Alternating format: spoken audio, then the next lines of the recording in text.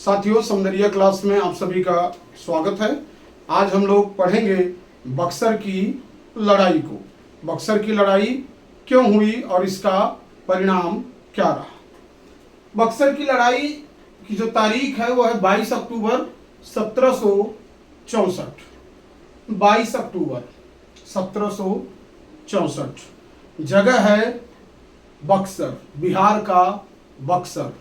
पटना से तकरीबन 130 किलोमीटर दूर पश्चिम दिशा की ओर गंगा के किनारे आमने सामने होती हैं ब्रिटिश ईस्ट इंडिया की सेना और साथ ही संयुक्त सेना। संयुक्त सेना से मतलब मेरा है अवध का नवाब और मुगल सम्राट और बंगाल का पूर्व नवाब मीर कासिम, बंगाल का पूर्व नवाब शाह आलम द्वितीय, मुगल सम्राट और सुजाउद्दौला।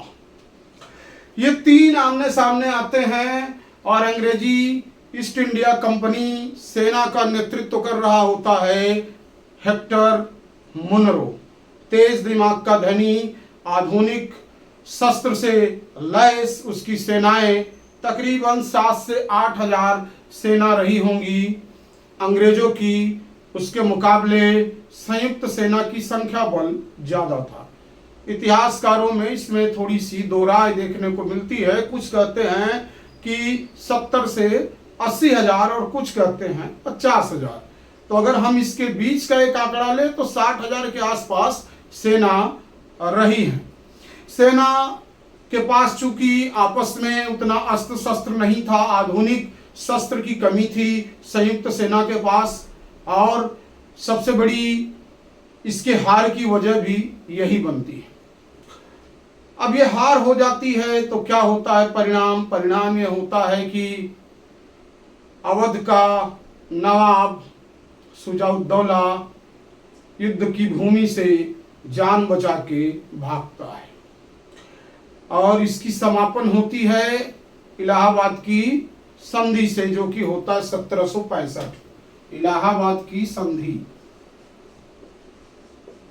इलाहाबाद की संधि से ये लड़ाई जो है वो समाप्त होती है।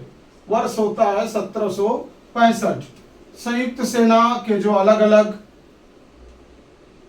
प्रतिनिधि थे, चाहे वो शाह आलम द्वितीय हों, चाहे वो सुजाउद्दौला हों, सुजाउद्दौला पे तो कंपनी ने 50 लाख का जुर्माना लगाया इस लड़ाई के लिए अवध के नवाब के ऊपर।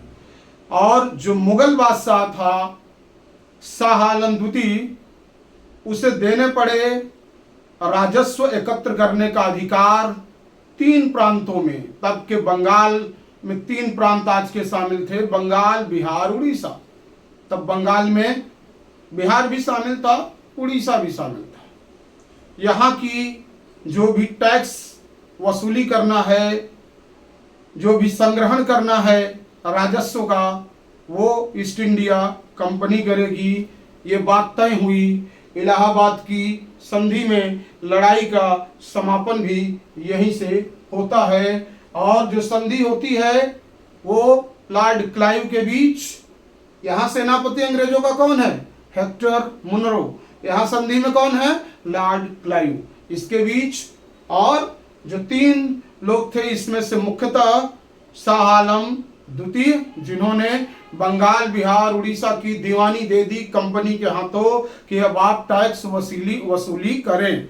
बंगाल में अब दोहरा शासन चलेगा, टैक्स वसूली का काम कंपनी का, बाकी राजकाज चलाने का काम नवाब का या सम्राट का। इधर सुजाउद्दौला जो अवध का नवाब होता था, युद्ध के हर जाने के रूप उसके ऊपर 50 लाख रुपए का जुर्माना लगा दिया जाता है।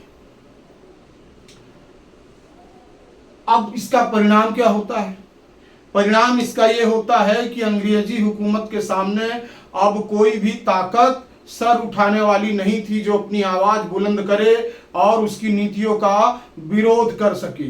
क्यों?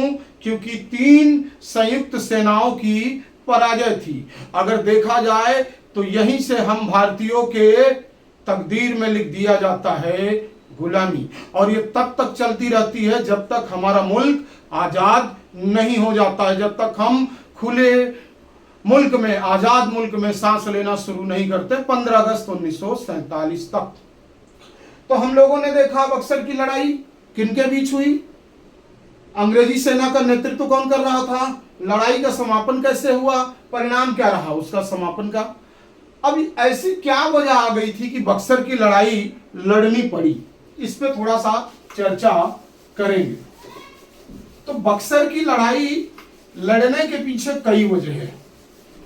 वजह अगर हम देखें तो हमें जाना पड़ेगा थोड़ा सा प्लासी की पृष्ठभूमि। प्लासी के ऊपर मैं अलग से एक वीडियो बनाऊंगा, लेकिन प्लासी की जो लड़ाई थी उसकी पृष्ठभूमि में कैसे सिराजुद्दौला को अपदस्थ करने के लिए उसके कुछ विश्वास पात्र मंत्रियों और सेनापति को अंग्रेजों ने प्रलोभन दिया, लालच दिया कि आप जो है हमारा साथ दें, बदले में हम आपको बना देंगे नवाब, बंगाल का नवाब। इस प्रलोभन में आ जाता है मीर जाफर। 1757 में हुआ था प्लासी की लड़ाई। 3 साल तक बंगाल की गद्दी पे बैठने का काम करता है मीर जाफर।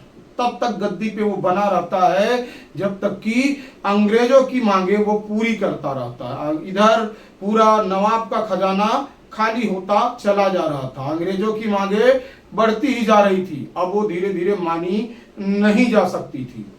साथ ही साथ इसने एक काम किया था, किसने, मीर जाफर ने, बंगाल के 24 जिलों की जो व्यापार करने का एक अधिकार था अंग्रेजों को दे दिया। वो भी कैसा व्यापार, कर मुक्त, कोई टैक्स नहीं देना। किसको, ईस्ट इंडिया कंपनी के जो व्यापारी हैं, व्यापार मुक्त, व्यापार कर मुक्त कर दिया मीर जाफर ने। किंतु भारतीय जो व्यापारी थे उनको सीमा शुल्क देना पड़ता था, टैक्स देना पड़ता था। इधर लगातार राजस्व की बढ़ती हुई मांग, खजाना खाली होता देख के वो असहाय सा हो गया।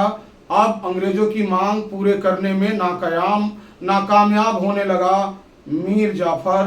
तो अंग्रेजों ने चाल चली और उसके दामाद मीर कासिम को बैठा दिया बंगाल की गद्दी पे। वर्ष था 1760, लेकिन 3 से 4 वर्षों के बीच ही नहीं जमी, नहीं बन पाई मीर कासिम से। मीर कासिम दूरदृष्टि वाला शासक साबित हुआ।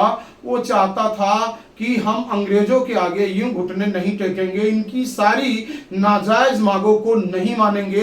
विरोध करता था, उनके किलेबंदी की विरोध करता था। और उन्होंने देखा कि भारतीय व्यापारियों को व्यापार करने के लिए टैक्स देना पड़ता है, जबकि यूरोपियन या ईस्ट इंडिया कंपनी के जो व्यापारी हैं वो खुलेआम कहीं भी जाके व्यापार करें बिना कोई कर चुकाए। ये दोहरी नीति से वो नाराज था और उसने भी भारतीय व्यापारियों को सीमा शुल्क से मुक्त कर दिया, कर से मुक्त कर दिया कि आप भी बाकायदे बाजार में माल लाइए, बेचिए और 2 पैसे कमाइए, कोई टैक्स आपको नहीं देना है। इस नीति से अंग्रेज भड़क गए तो इसका काफी मुखालफत और विरोध होना शुरू होता है।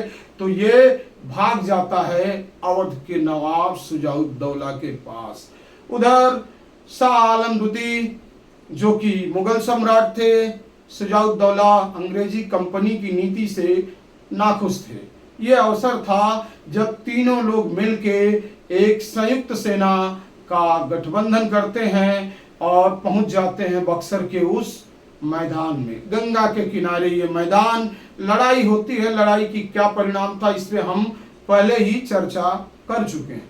विभिन्न परीक्षाओं में इससे जुड़े हुए जो तारीखें हैं वो पूछ ली जाती हैं। 22 अक्टूबर 1764, फिर तारीख आ जाती है इलाहाबाद की संधि का वर्ष 1765।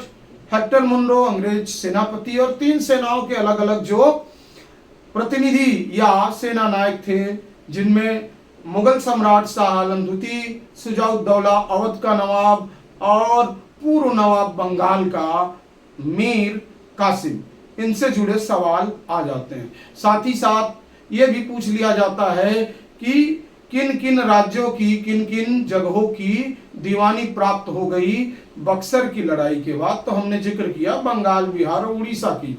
ये भी सवाल आपको परीक्षा में देखने को मिल जाते हैं। इलाहाबाद की संधि किनके बीच हुई, तो वहां कंफ्यूज नहीं होना, लॉर्ड क्लाइव था। तो इस प्रकार हम लोगों ने आज बक्सर की सारी जो कहानी थी, लड़ाई थी, पृष्ठभूमि थी, इसको कवर करने की कोशिश की।